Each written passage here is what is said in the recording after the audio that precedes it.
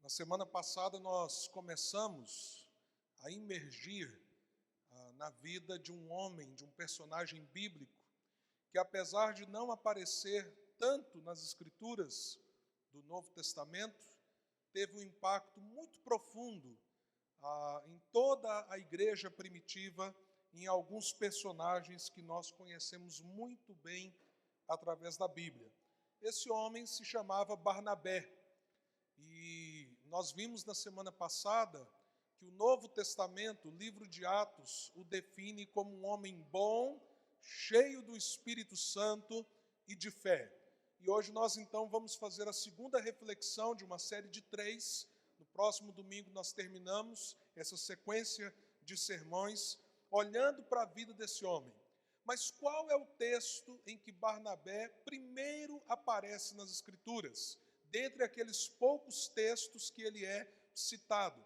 Abra em Atos capítulo 4, a partir do verso 32 até o verso de número 37. Talvez seja importante nós lembrarmos o contexto desses versículos. A igreja primitiva, no capítulo 2, ela nasce com a descida do Espírito Santo no dia de Pentecostes. E a Bíblia diz que naquele dia que o Espírito Santo foi derramado sobre a igreja, cerca de 3.000 pessoas renderam-se a Jesus. Ali nasce a igreja em Jerusalém. Nós temos ainda no capítulo 2 uma definição daquela comunidade. Era um povo que estava ali em torno da doutrina dos apóstolos, na oração, no partir do pão, e eles tinham uma vida em comum, eles geravam um impacto profundo na comunidade da época, na cidade onde eles estavam, porque a Bíblia diz que pelo estilo de vida deles, se reunindo em grupos de casa em casa e no pórtico ali do templo em Jerusalém, muitos iam se agregando a eles na fé por causa do testemunho que esses irmãos e irmãs davam ali na igreja primitiva.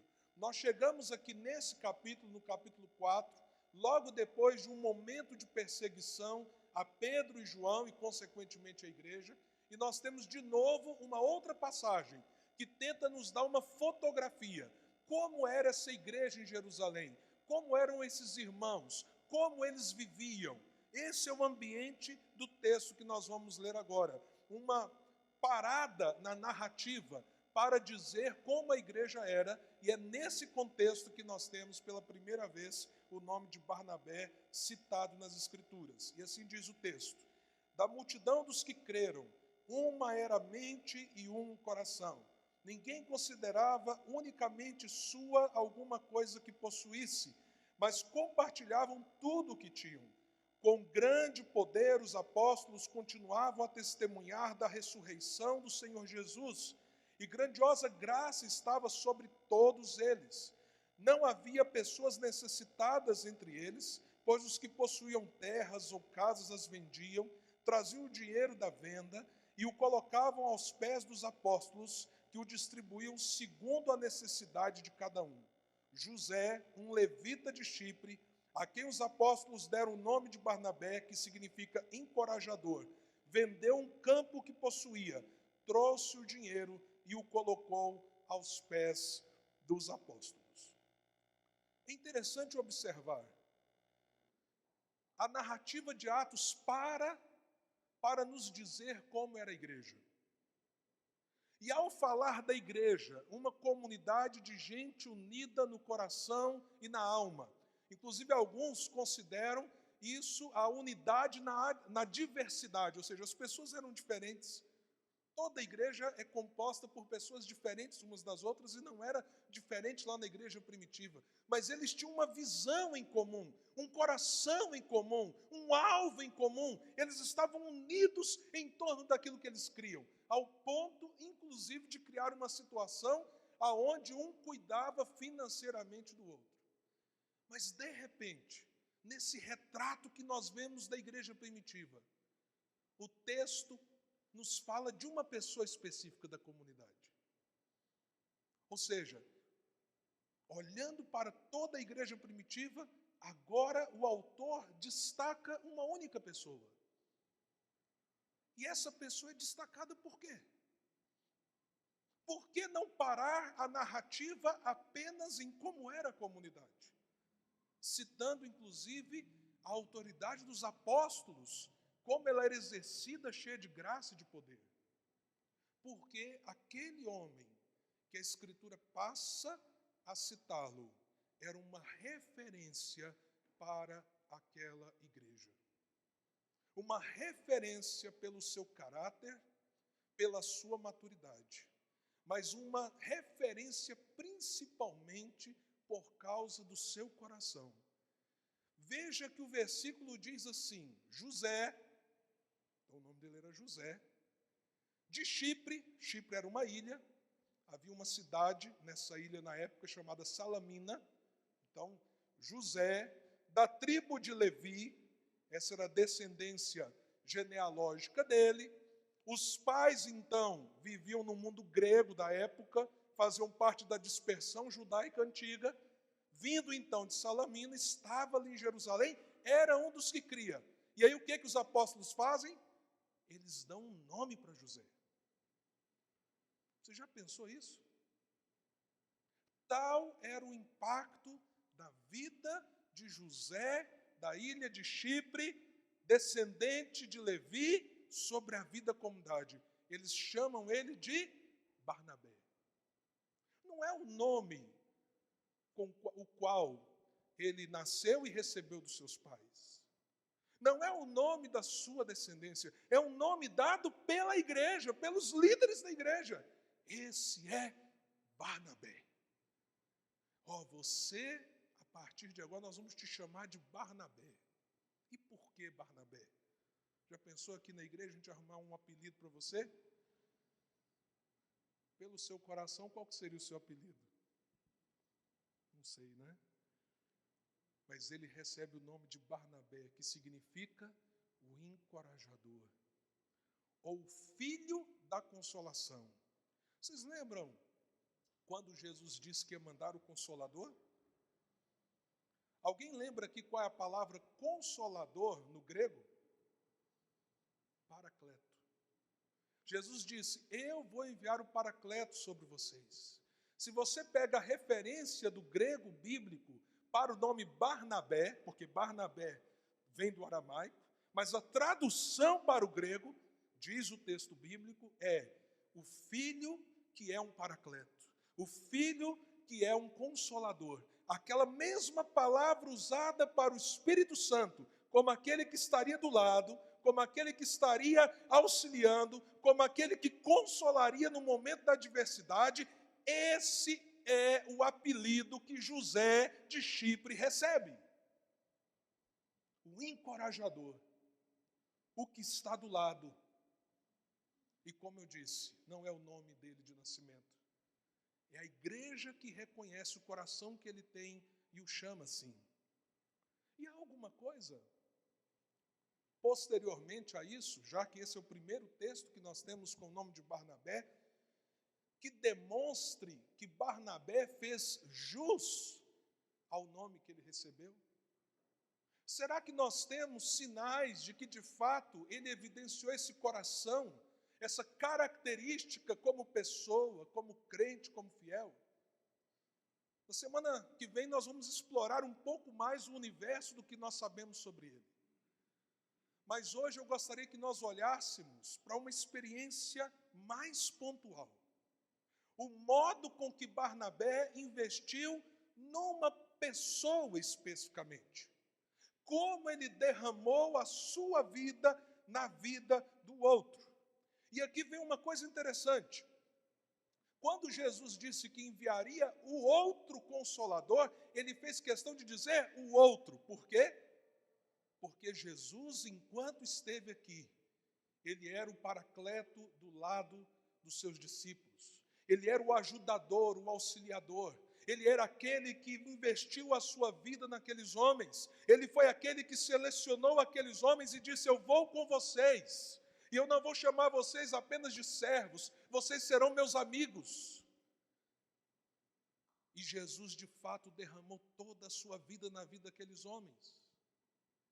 E nós sabemos como Jesus faz jus ao título de Paracleto, o Consolador. Mas será que Barnabé merece ser chamado de o filho da consolação? Barnabé nos ensina talvez um dos princípios mais negligenciados, porém mais importantes que nós aprendemos no Novo Testamento. Barnabé nos ensina que o Espírito de Deus consola através, por nosso intermédio, e nos consola através daqueles que Ele coloca ao nosso redor. Eu não estou aqui dizendo, de modo algum, que não exista uma experiência intimista, que você não pode estar, de repente, no seu quarto, num dia de profunda dor e sofrimento, e em oração, em clamor, o Espírito Santo visitar você, aconselhar você, confortar você, levantar você. Evidentemente que o Espírito Santo pode fazer isso. Mas guarde uma coisa que eu vou te dizer, nesse momento, coloque isso no seu coração. O Espírito Santo geralmente nos consola, nos conforta, nos encoraja, nos admoesta, nos auxilia através de uma boca de carne e osso. Ele nos abraça, não apenas com uma presença confortante no sentido místico da coisa, o que ele faz muitas vezes. Mas quantas vezes o Espírito Santo nos abraça através dos braços de alguém que ele plantou amor por nós. E Barnabé nos ensina a importância de ser o filho da consolação para alguém. Quem é essa pessoa que nos mostra que de fato Barnabé tinha esse coração? Abra então, nós vamos passar por alguns textos bíblicos. Eu quero pedir que você esteja muito atento e não desvie a sua atenção. Dentro desse princípio de vida a vida, onde nós vemos Barnabé, por exemplo, atuando dessa maneira, como alguém que está pronto a investir a sua vida na vida de outro. Abra aí então em Atos capítulo 9. Se você ler bem no início do capítulo, o que nós temos? A conversão de Saulo. E talvez nós não tenhamos a dimensão de quem era Saulo antes da sua conversão. Veja só, no capítulo 9, no iniciozinho, a Bíblia diz que Paulo conspirava contra a igreja. Ele já tinha apoiado a morte do diácono Estevão, o primeiro mártir da fé. E a Bíblia diz que ele pede cartas, ele pede autorização para ir a Damasco e aprisionar e perseguir as pessoas do caminho, como eram chamados os primeiros cristãos. Mas como nós sabemos, no meio do caminho o que acontece?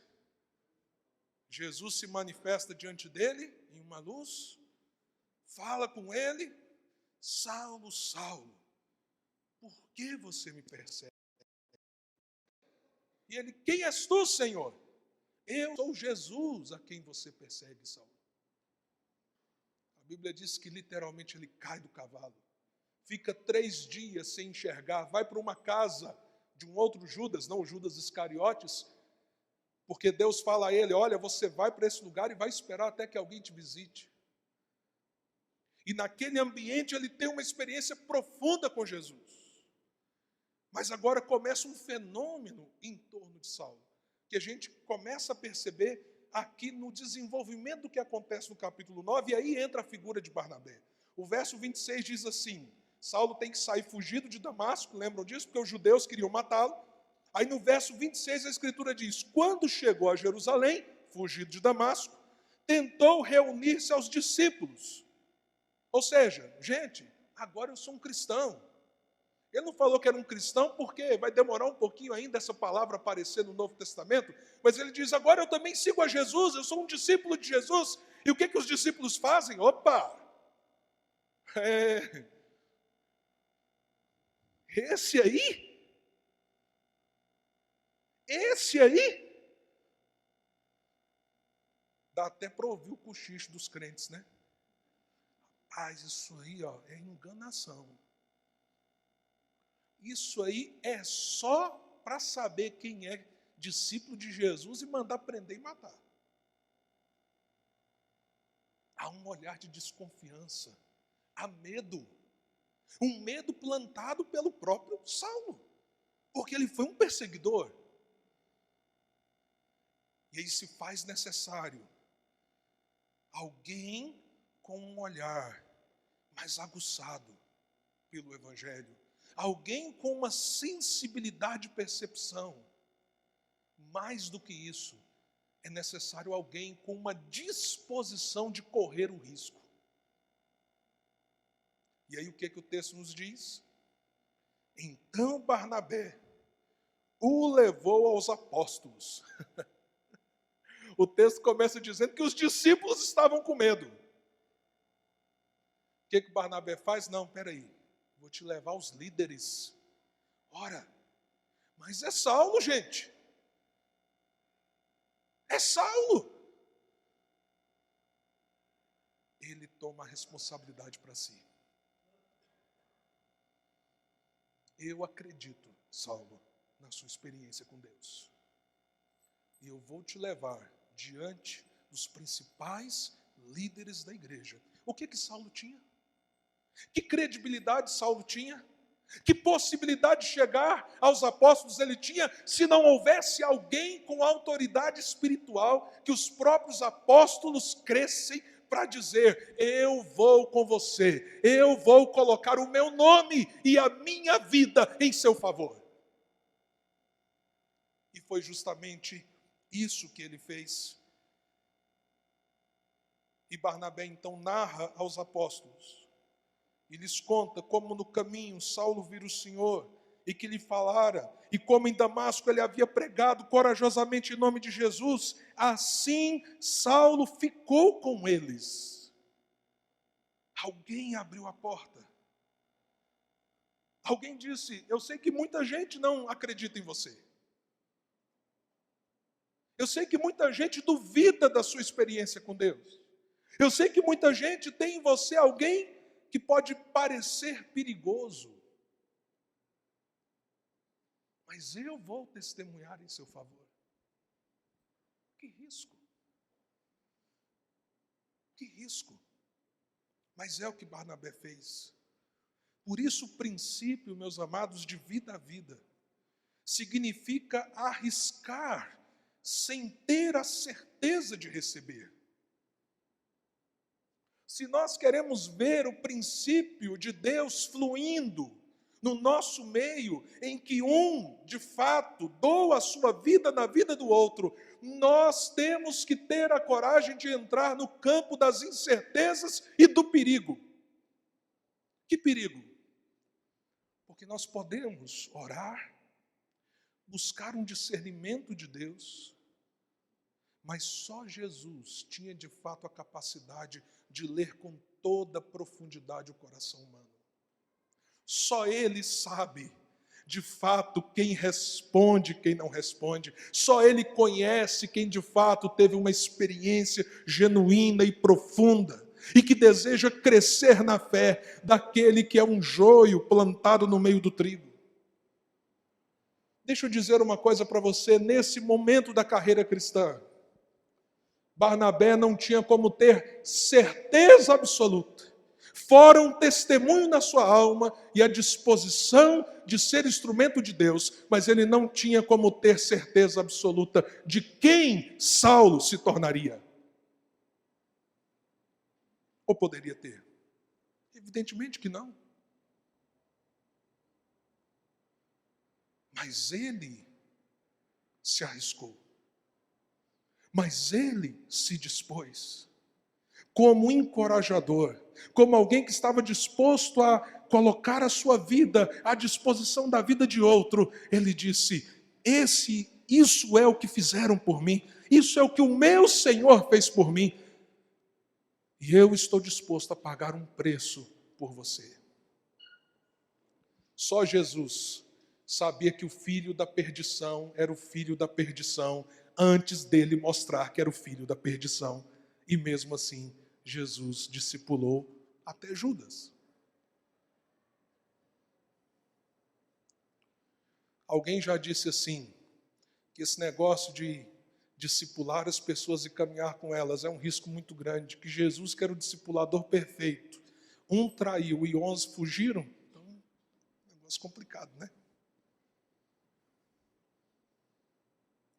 Mas o mundo é transformado quando nós cumprimos essa missão. Eu já disse aqui, quero repetir. A igreja, se ela deseja fugir da apostasia e ser fiel a Deus, se a igreja deseja vencer o mundo, ela não tem outro caminho. Ela tem que se arriscar em derramar a sua vida na vida de outras pessoas, em fazer exatamente o que Jesus fez há tantos séculos atrás. E isso traz riscos. Isso traz os seus perigos. Isso traz o seu cansaço. Jesus, tão santo, de vez em quando a gente lê os evangelhos, ele diz assim: ah, Pai, até quando eu vou ter que aturar essa geração perversa? Observe que geralmente ele fala bem perto dos discípulos. Me lembro do pastor Co, que tem uma influência muito positiva na vida da nossa igreja. Contar que uma vez caminhando com um grupo de discipulado, discipulando alguns irmãos, de repente o grupo começou uma discussão e uma pessoa começou a ficar nervosa com a outra e ele também ficou nervoso com o outro. E eles já estavam vindo desgastados, de alguns encontros desgastados, porque nem todo encontro discipulado é um negócio confortável não, pessoal. Tem encontro que você fala assim, eu nunca mais volto nesse negócio. São os melhores. E a turma se cansada, tipo assim, estão mexendo demais na minha vida, está acontecendo coisa demais na minha vida.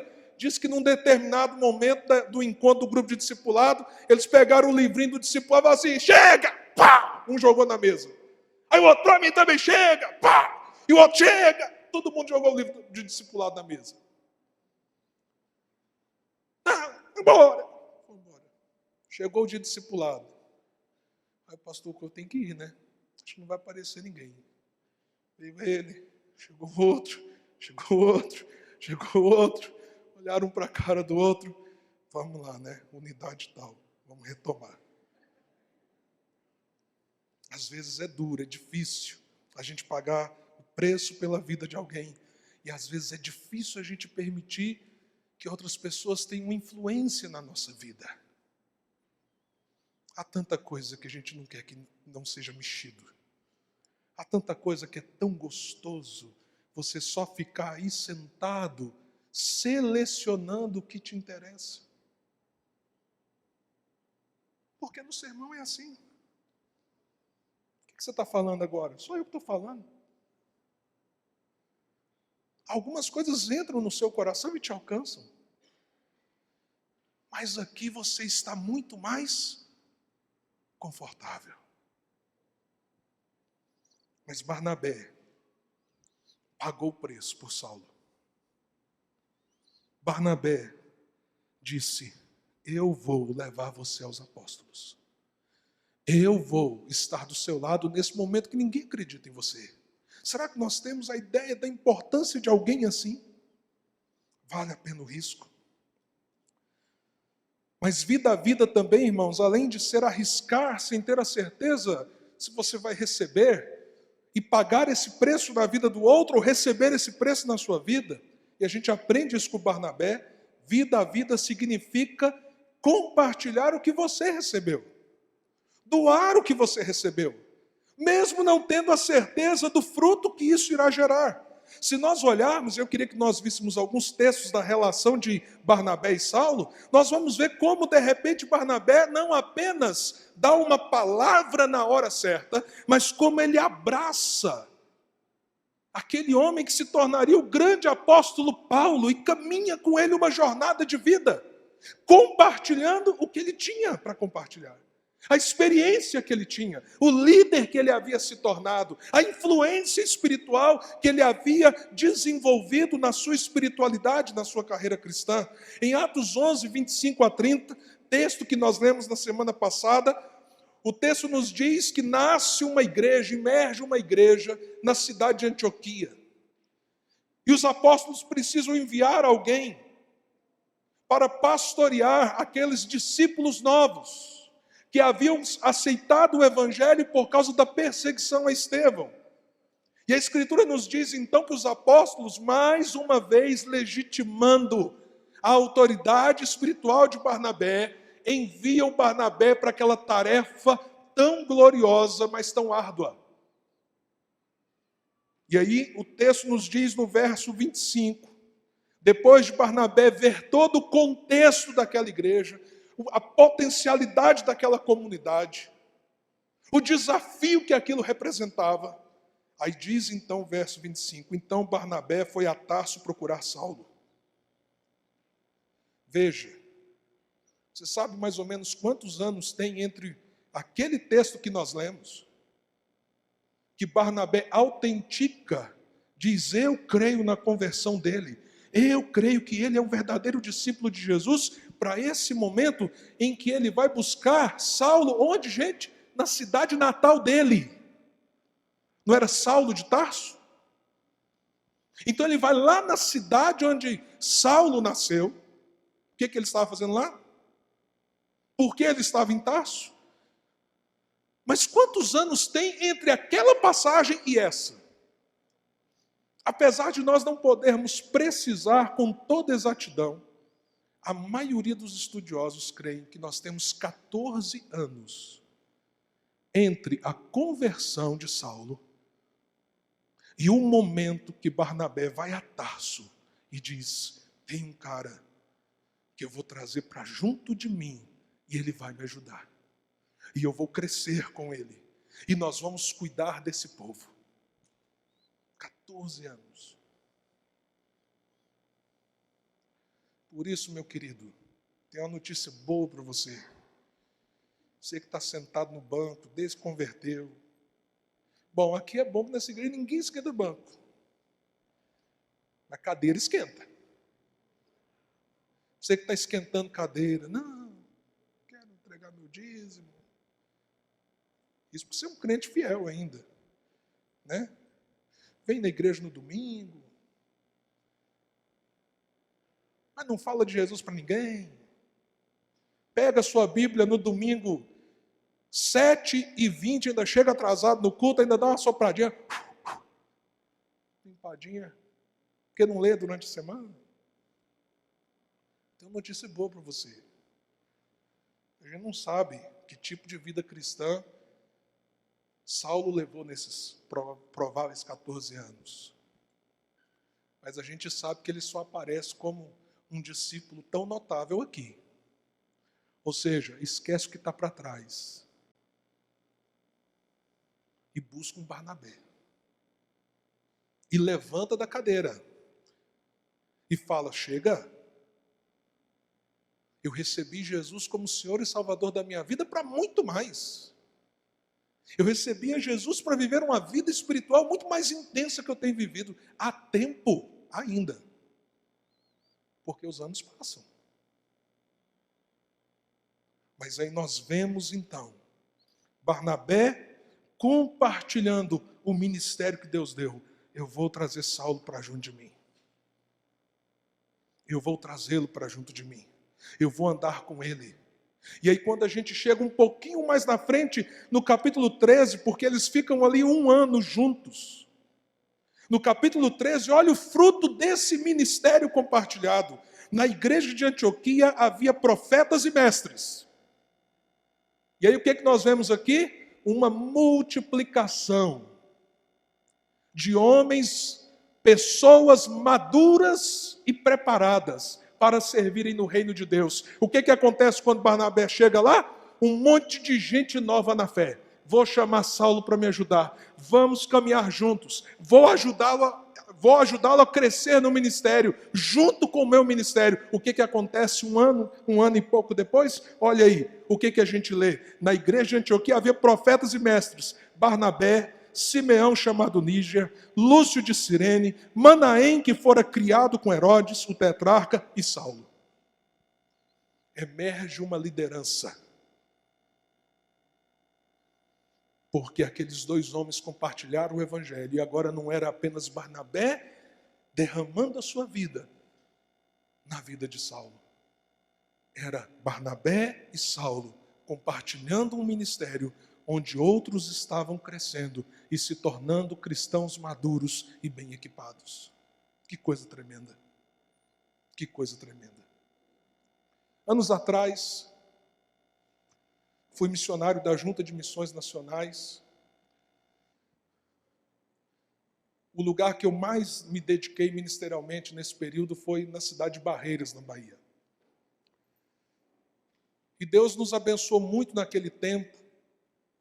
Começaram a emergir algumas comunidades, inclusive algumas que hoje são igrejas consolidadas. E um dos lugares que eu estava plantando uma igreja era num lugar chamado Morada da Lua. E as pessoas eram muito simples, a maioria delas eram analfabetas. Mas aquele povo aceitou o evangelho com um coração ardoroso. Eu já contei algumas histórias, quem já convive comigo há alguns anos, ouve algumas histórias daquele tempo. Mas é interessante que eu comecei a pensar, eu não tinha a percepção do que é o discipulado, de como multiplicar a minha vida, como Jesus multiplicou na vida dos outros. Eu não tinha as ferramentas que eu tenho hoje. Eu não tinha sequer um bom material para caminhar com aquelas pessoas, mas eu tinha um sentimento que eu precisava pegar algumas pessoas, investir muito nelas, caminhar com elas bem de perto. E eu não sabia muito bem o que aquilo iria gerar. E eu comecei a fazer isso. Tinha um livrinho lá, usei como referência de estudo, de encontro, de material, mas a gente não ficava muito focado nisso, até porque você dava o livrinho, a pessoa não sabia ler, o que resolvia? Às vezes o neto lá de 7 anos lia para a irmã ou para o irmão. Aí a gente ia para o encontro. Aí eu falava assim, né? E o que o senhor falou no seu coração, seu João? Eu estava aqui em casa, aí eu vi o senhor pequenininho. Aí, o senhor pequenininho? Aí ele subia e descia. Eu subia e descia. Mas onde que o senhor estava? Não, aqui em casa. Mas eu estava aqui e não estava aqui. O senhor me entende? Meu Deus do céu. Não está resolvendo nada. Que resultado isso está tendo? Que coisa complicada. Será do que ele está falando? Ele sonhou, almoçou uma feijoada. Mas vamos lá, vamos orar, vamos tentar ajudar, vamos crescer. Por causa de um chamado específico de Deus, depois de 2 anos eu saí daquele lugar. E deixei aquele povo com o coração muito dolorido. Eu pensei, meu Deus, como é que vai ser a vida desse povo daqui para frente? A Junta de Missões mandou um outro pastor, um infeliz. Tem pastor que é infeliz. Chegou lá, o povo acostumado a esse tipo de ambiente, aqui não bate mais palma. Se alguém quer falar comigo, marca no gabinete. Onde que é o gabinete do senhor? Lá no outro bairro, do outro lado da cidade onde eu moro. Por causa do peso da minha liderança, porque eu vivia com aquele povo ali no dia a dia, ele começou a ficar enciumado e falou assim, esse nome Jean é um fantasma. Todo mundo proibido de falar Jean aqui nessa igreja. Resultado, o povo... E a igrejinha lá, uns uns bons anos depois, aquele templo que nós construímos estava depredado e vazio. Mas há uma coisa interessante toda vez que eu vou em Barreiras, na Bahia. Uma coisa que me estimula, que me encoraja. Toda vez que eu vou... Agora vai ter que acabar, porque o número não permite. Toda vez que eu chego lá, eu descubro que uma daquelas pessoas, ou é pastor, ou é missionário, ou é pastora, só não tem apóstolo nem apóstolo por enquanto, mas eles se espalharam, e onde eles foram, eles estão dando frutos. E a igrejinha? Nós, anos atrás, investimos, tem um irmão nas clínicas de Life on Life, pastoreando lá, e nós vamos fazer a caravana luz lá na Igreja da Morada da Lua, para muitos aqui verem pessoalmente. Lá foi o primeiro lugar que o pastor Jean começou a discipular pessoas. Vamos fazer a caravana luz lá na Semana Santa. Ninguém diz glória a Deus, pessoal. Vamos ou não vamos fazer, pessoal? Vamos entrar num ônibus aqui, comer farofa na estrada, vai ser um trem de louco. Vida a vida significa arriscar, sem ter a certeza se você vai receber. Vida a vida significa compartilhar o que você recebeu. E vida a vida significa receber muito mais do que você esperava receber. É interessante que em Gálatas 2, versos 11 e 13, nós temos uma porção bíblica que parece, de certa forma, ser uma crítica a Barnabé. Mas eu queria que você prestasse atenção nesse texto, porque quem escreveu isso aqui foi o homem discipulado por Barnabé. Quem é o autor de Gálatas, gente? Paulo, apóstolo Paulo, foi ele que escreveu. E aqui ele cita o nome do seu discipulador. Olha só o que ele diz. Capítulo 2 de Gálatas, verso 11 a 13. 11 a 13. Quando, porém, Pedro veio a Antioquia, lembra lá da igreja de Antioquia? A maioria do pessoal de cultura gentílica, greco-romana, enfrentei-o face a face. Paulo era bravo, né, gente? Semana que vem nós vamos falar de outro texto que ele estava bravo de novo. Enfrentei face a face. Quem enfrentou quem? Paulo enfrentou Pedro. O homem era bravo. Sanguíneo. Profetão. Por sua atitude condenável. Nossa, gente. A igreja tinha que ser igual à igreja primitiva. Não, ela é. Você entendeu agora? A igreja tinha que ser igual à igreja primitiva. Ela é. Inclusive os líderes erram, você está vendo? Tem líder que tem que chegar no outro e falar assim, meu irmão, você está errado. Gente que não está disposto a ouvir isso. Pois antes de chegarem alguns da parte de Tiago, quem era Tiago aqui nesse contexto? Alguém sabe? Não é o Tiago apóstolo, que já tinha morrido. Tiago, irmão de Jesus, ele era um presbítero muito influente na igreja de Jerusalém. Só para você ter ideia, ele presidiu o concílio. O primeiro concílio de Jerusalém não foi um apóstolo que presidiu, foi Tiago, irmão de Jesus, presbítero da igreja. Então o que ele está dizendo? Que quando Pedro chegou com Tiago, ele comia com gentios. Quando, porém, eles chegaram, afastou-se e separou-se dos gentios, temendo os que eram da circuncisão. Está vendo como que a igreja antigamente é muito parecida com a de hoje? Tem crente enjoado. Tem crente polêmico. Tem crente, você está vendo? Olha lá, o pastor só senta com eles. Aí o Pedrão, para não deixar o povo chateado, o pessoal da circuncisão, ou seja, os judeus, né? Lá, mais conservadores, ele, opa, gente, é o seguinte, eu vou ali, daqui a pouco, tá? Senta lá junto com o pessoal da circuncisão e ignora os outros.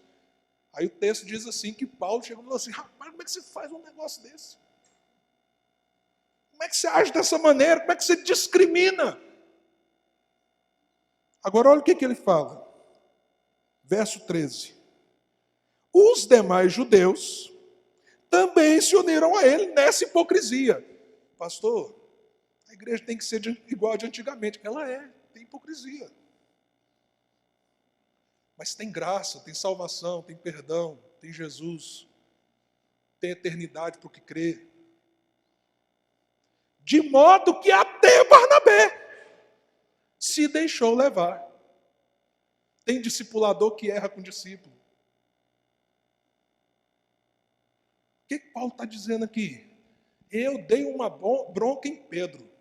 Agora, o que me admira é o Barnabé. Você está comparando Barnabé com quem, gente? Com o apóstolo Pedro. Ele está comparando Barnabé com quem? Com o presbítero Tiago. O que ele está dizendo? Até o meu discipulador, aquele homem encorajador, aquele homem de Deus, pisou na bola. Eu não sei se você percebe, o lugar de Barnabé no coração de Paulo. A consideração espiritual de Paulo para com Barnabé. A citação dele justamente por quê? Porque Barnabé era a maior referência espiritual que Paulo, o grande apóstolo, escritor de 14 epístolas, tinha.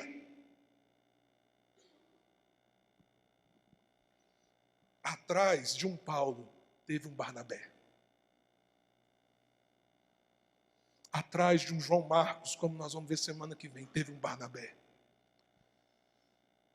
E atrás de Paulo, de Barnabé, de João Marcos, como deve ser na minha e na sua vida, tem o nosso Senhor Jesus, que é o único mestre. Eu tenho discipulado há alguns anos algumas pessoas, e eu não gosto de chamar ninguém de meu discípulo, porque eu não tenho discípulos. Eu respeito aqueles que dizem, o meu discípulo, a minha discípula. Eu entendo que pode ser uma coisa coloquial. Eu não gosto, por uma questão simples. Eu não sou mestre de ninguém. Eu sou igual Barnabé. De vez em quando o pessoal do meu grupo, até o pastor já anda fazendo esse tipo de coisa. E olha que eu penso, até eu sou muito pior do que a maioria desse povo. Você acha que até? Eu não tenho discípulo. Paulo era discípulo de Jesus, discipulado por Barnabé. Você entende isso? E aí quando a gente derrama a vida na vida do outro, vida a vida significa receber muito mais do que a gente esperava receber. Consideração, papel na vida das pessoas. Tem um missionário chamado Adoniran Judson. Ele foi missionário na antiga Birmânia, hoje é Mianmar. Um lugar de muita perseguição ao evangelho. Adoniran Judson foi missionário durante 40 anos naquele país. Saiu de um país próspero, como a Inglaterra, para um lugar insalubre, difícil, cheio de doenças, de gente pobre. 40 anos de ministério. Nos 40 anos de ministério, a igreja que ele pastoreou chegou ao número máximo de 18 pessoas. 18 pessoas. 40 anos. E o pior, depois de 40 anos, 4 pessoas ficaram na igreja. Mas entre aquelas 4 pessoas, Adoniran Judson investiu em outras, mas em especial em um homem que era conhecido como um feiticeiro e havia se convertido. Depois de 40 anos, velho, ele volta para a Inglaterra, deixando 4 pessoas crentes em Jesus. Mas através dessas 4 pessoas, em especial aquele homem que ele vestiu durante tantos anos, a Birmânia viu milhares de pessoas se entregarem a Jesus. Será que Barnabé imaginava pelo menos um pouco do que ia acontecer naquele dia que ele ouviu o testemunho de Saulo, e Saulo diz, ninguém acredita em mim. Ninguém acredita em mim. E ele falou, eu vou pagar um preço por você. Será que ele tinha ideia?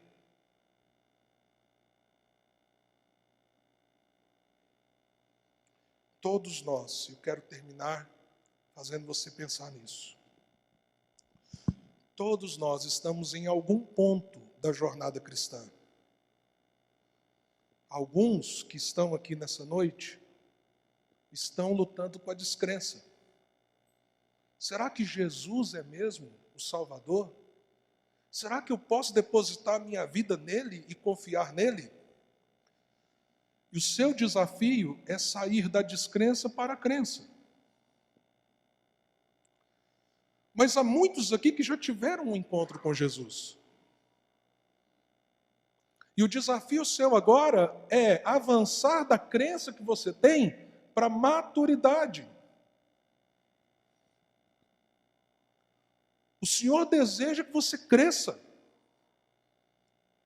Que você seja alguém idôneo, capaz de tomar decisões centradas no Evangelho. E da maturidade, nós somos chamados para a influência.